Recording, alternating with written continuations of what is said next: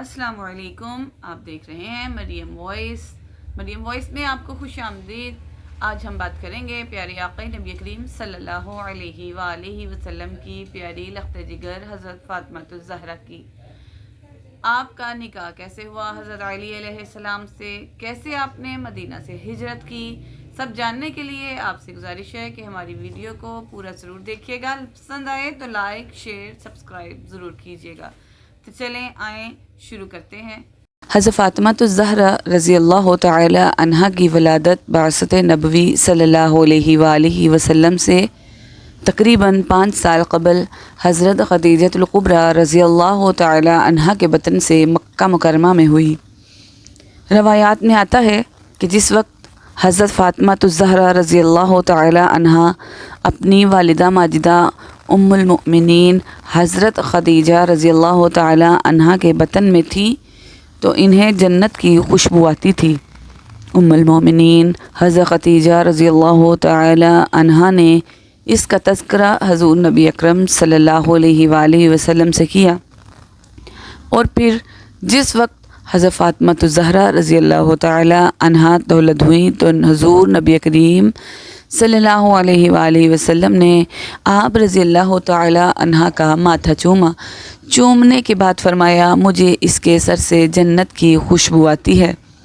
حضرت فاطمہ الزہرا رضی اللہ تعالی عنہا کی ولادت کے وقت حضور صلی اللہ علیہ وآلہ وسلم کی عمر مبارک تقریباً 35 سال تھی، اور یہ وہ وقت تھا جب خانہ کعبہ کی تعمیر نو ہو رہی تھی۔ اسی تعمیر کے موقع پر حضور اکرم صلی اللہ علیہ وآلہ وسلم نے بہترین تدبیر کے ساتھ حجر اسود کو اس کی جگہ رکھ کر باہمی جنگ کے بہت بڑے خطرے کو ٹالا تھا، اور آپ صلی اللہ علیہ وآلہ وسلم کی اس تدبیر نے عرب کے تمام قبائل میں آپ صلی اللہ علیہ وآلہ وسلم کی عظمت و احترام میں اضافہ کر دیا تھا۔ حضور اکرم صلی اللہ علیہ وآلہ وسلم کی تمام اولاد نرینہ کی وفات بالکل بچپن میں ہی ہو گئی تھی، چنانچہ آپ صلی اللہ علیہ وآلہ وسلم کے تینوں بیٹوں میں سے کوئی بھی بیٹا 2-3 سال سے زیادہ حیات نہ رہ سکا۔ چاروں بیٹیوں میں سے بھی 3 کی وفات آپ صلی اللہ علیہ وآلہ وسلم کی حیات مبارکہ ہی میں ہو گئی تھی۔ حضرت فاطمہ رضی اللہ تعالی عنہا کا انتقال آپ صلی اللہ علیہ وآلہ وسلم کی وفات کے 6 ماہ بعد ہوا۔ آپ صلی اللہ علیہ وآلہ وسلم کی چاروں بیٹیوں میں سے کوئی بھی بیٹی 30 سال سے زیادہ باحیات نہ رہ سکی۔ حضور صلی اللہ علیہ وآلہ وسلم کی زندگی کے آخری سالوں میں تو آپ صلی اللہ علیہ وآلہ وسلم کی توجہات محبت کا مرکز فطری طور پر حضرت فاطمہ رضی اللہ تعالی عنہا بن گئی تھی۔ یوں بھی وہ حضور اکرم صلی اللہ علیہ وآلہ وسلم کی بہت ہی چہیتی بیٹی تھی۔ آپ رضی اللہ تعالی عنہا نے اپنی والدہ ماجدہ حضرت خدیجہ الکبریٰ رضی اللہ تعالی عنہا کے زیر سایہ تربیت اور پرورش پائی۔ ابھی حضرت فاطمہ رضی اللہ تعالی عنہا 15 سال کی تھی کہ ماں کی شفقت سے محروم ہو گئیں۔ حضرت خدیجہ الکبریٰ رضی اللہ تعالی عنہا کے انتقال کے بعد آپ صلی اللہ علیہ وآلہ وسلم نے حضرت فاطمہ رضی اللہ تعالی عنہا کی خصوصی تربیت اور پرورش میں ایک اہم کردار ادا کیا۔ ان کے علاوہ حضرت فاطمہ رضی اللہ تعالی عنہا کی بہنوں نے بھی آپ کی ہمہ وقت دل جوئی فرمائی۔ حضرت فاطمہ الزہرا رضی اللہ تعالی عنہا حضور صلی اللہ علیہ وآلہ وسلم کے مشابہ تھی۔ حضرت فاطمہ رضی اللہ تعالی عنہا جس وقت چلتی تو آپ کی چال ڈھال رسول اللہ صلی اللہ علیہ وآلہ وسلم کے بالکل مشابہ ہوتی تھی۔ اسی طرح حضرت عائشہ رضی اللہ تعالی عنہا سے روایت ہے کہ میں نے اٹھنے بیٹھنے اور عادات و اطوار میں حضرت فاطمہ رضی اللہ تعالی عنہا سے زیادہ کسی کو رسول صلی اللہ علیہ وآلہ وسلم سے مشابہ نہیں دیکھا۔ ترمذی۔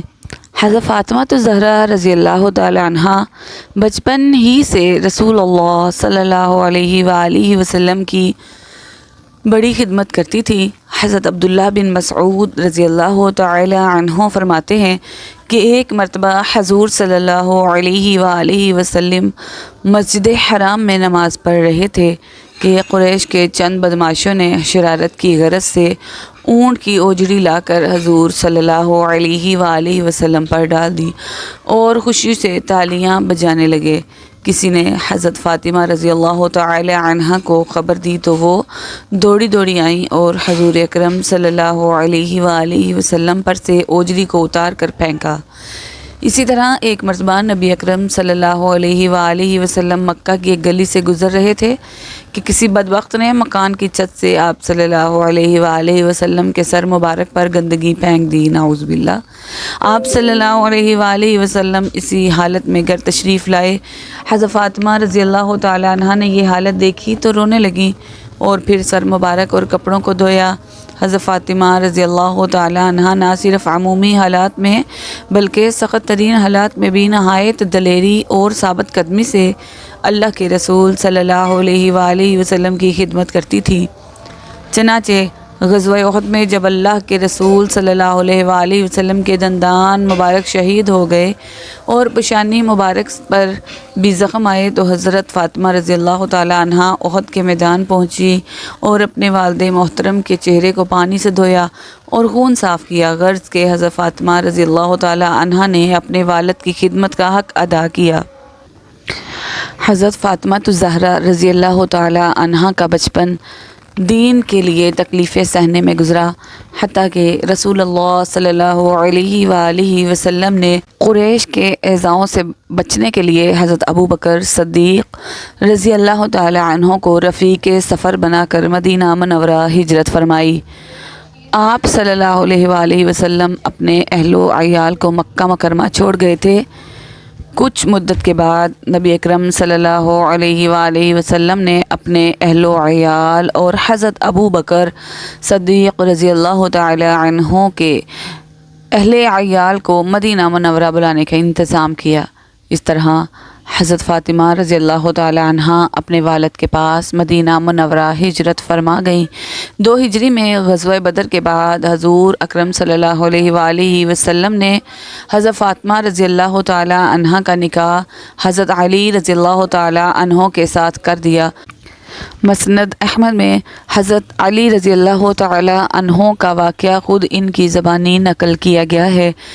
جب میں نے حضور اکرم صلی اللہ علیہ وآلہ وسلم کی صاحبزادی حضرت فاطمہ رضی اللہ تعالی عنہ کے بارے میں اپنے نکاح کا پیغام دینے کا ارادہ کیا تو میں نے دل میں کہا کہ میرے پاس کچھ بھی نہیں، پھر یہ کام کیوں کر انجام پائے گا، لیکن اس کے بعد ہی دل میں حضور اکرم صلی اللہ علیہ وآلہ وسلم کی سخاوت اور نوازش کا خیال آ گیا، لہٰذا میں نے حاضر خدمت ہو کر پیغام نکاح دے دیا۔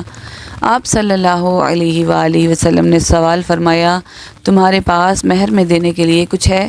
میں نے عرض کیا، نہیں۔ آپ صلی اللہ علیہ وآلہ وسلم نے فرمایا، تمہاری ذرہ کہاں گئی؟ میں نے کہا، جی ہاں وہ تو ہے۔ آپ صلی اللہ علیہ وآلہ وسلم نے فرمایا، فروخت کر کے مہر میں دے دو۔ مورخین فرماتے ہیں کہ حضور صلی اللہ علیہ وآلہ وسلم کے فرمان پر حضرت علی رضی اللہ تعالی عنہ نے اپنی ذرہ فروخت کی تھی جو حضرت عثمان غنی رضی اللہ تعالی عنہ نے خریدی تھی، لیکن بعد میں حضرت عثمان غنی رضی اللہ تعالی عنہ نے حضرت علی رضی اللہ تعالی عنہ کو یہ ذرہ بطور ہدیہ واپس کر دی تھی۔ اس واقعہ سے مہر کی ادائیگی کی اہمیت کا اندازہ لگایا جا سکتا ہے کہ آپ صلی اللہ علیہ وآلہ وسلم نے مہر کی ادائیگی کے لیے حضرت علی رضی اللہ تعالی عنہ کی پسندیدہ چیز کو فروخت کرا دیا تھا۔ تمام روایات کو جمع کرنے کے بعد جنت میں ساری عورتوں کی سردار کا جہیز صرف چند چیزوں پر مشتمل تھا: ایک چارپائی، ایک بچھونا، ایک چمڑے کا تکیہ جس میں کھجور کی چھال بھری ہوئی تھی، ایک چکی، بعض روایات میں 2 چکیوں کا تذکرہ ہے، 2 مشکیزیں جس کے ذریعے کنویں وغیرہ سے پانی بھر کے لایا جا سکتا ہے۔ حضرت فاطمہ رضی اللہ تعالی عنہ کو حضور صلی اللہ علیہ وآلہ وسلم نے جنت کی عورتوں کی سردار بنایا ہے۔ ان کی شادی کس سادگی سے حضور صلی اللہ علیہ وآلہ وسلم نے انجام دی، کہ حضرت علی رضی اللہ تعالی عنہ نے نکاح کا پیغام دیا۔ آپ صلی اللہ علیہ وآلہ وسلم نے حضرت فاطمہ رضی اللہ تعالی عنہا کے سامنے ان کا تذکرہ کیا۔ آپ خاموش رہیں، جو رضامندی کی دلیل ہوا کرتی ہے۔ آپ صلی اللہ علیہ وآلہ وسلم نے حضرت علی رضی اللہ تعالی عنہ کے نکاح کا پیغام کو قبول فرما لیا اور مہر متعین کر کے اس وقت چند صحابہ اکرام رضی اللہ تعالی عنہم کی موجودگی میں نکاح پڑھا دیا۔ چند ماہ بعد سادگی کے ساتھ رخصتی ہو گئی۔ نزہۃ المجالس میں منقول ہے کہ جب ابو البشر حضرت آدم علیہ السلام کو تخلیق کیا گیا اور نور محمدی صلی اللہ علیہ وآلہ وسلم کو آپ علیہ السلام میں تفویض کیا گیا تو آپ علیہ السلام کے حسن و جمال کا یہ عالم تھا کہ آپ علیہ السلام کا دایاں رخسار سورج کی شعاعوں پر اور بایاں رخسار چاند کی روشنی پر غالب تھا۔ پس جب حضرت حوا علیہ السلام کو تخلیق کیا گیا تو وہ بھی بے پناہ حسن کی مالک تھیں۔ جس وقت دونوں جنت میں تھے تو ایک روز پھرتے ہوئے ان کے درمیان یہ موضوع زیر بحث آیا کہ اللہ تعالیٰ نے ہم سے زیادہ کسی کو حسین پیدا نہیں فرمایا۔ ابھی دونوں کے درمیان یہ گفتگو جاری تھی کہ حضرت جبرائیل علیہ السلام تشریف لائے اور اللہ تبارک و تعالیٰ کے حکم کے مطابق انہیں لے کر جنت کے ایک محل میں چلے گئے جو سرخ یاقوت کا بنا ہوا تھا۔ اس محل کے اندر زمرد کے پائیوں والا ایک سنہری تخت بچھا ہوا تھا جس پر ایک لڑکی بیٹھی ہوئی تھی۔ اس لڑکی کے سر مبارک پر سونے کا تاج تھا اور جسم مبارک سے نور کی شعاعیں بلند ہو رہی تھی۔ حضرت آدم علیہ السلام نے جب یہ سراپا دیکھا تو بارگاہ الہی میں عرض کیا کہ الہی یہ کون ہے؟ ارشاد باری تعالیٰ ہوا کہ یہ لڑکی فاطمہ الزہرا رضی اللہ تعالی عنہا بنت محمد صلی اللہ علیہ وآلہ وسلم ہے۔ حضرت آدم علیہ السلام نے عرض کیا کہ الہی اس کا شوہر کون ہوگا؟ حضرت جبرائیل علیہ السلام کا حکم ہوا کہ وہ انہیں حضرت فاطمہ الزہرا رضی اللہ تعالی عنہا کے شوہر سے ملوائیں۔ چنانچہ حضرت جبرائیل علیہ السلام انہیں لے کر ایک اور دروازے کی جانب بڑھ گئے۔ جب اس دروازے کو کھولا گیا تو سونے کے ایک تخت پر ایک خوبصورت نورانی چہرے والا نوجوان تشریف فرما تھے۔ حضرت آدم علیہ السلام کو حضرت جبرائیل علیہ السلام نے بتایا کہ یہ حضرت علی بن ابو طالب رضی اللہ تعالی عنہ ہیں اور ان کا نکاح حضرت فاطمہ الزہرا رضی اللہ تعالی عنہا سے ہوگا۔ حضرت آدم علیہ السلام نے اس مبارک جوڑے کو دعا دی اور وہاں سے واپس تشریف لے آئے۔ اللہ رب العزت سے دعا ہے کہ اللہ پاک ہمیں اسلام کے راستے پہ چلنے والا بنائے، آمین۔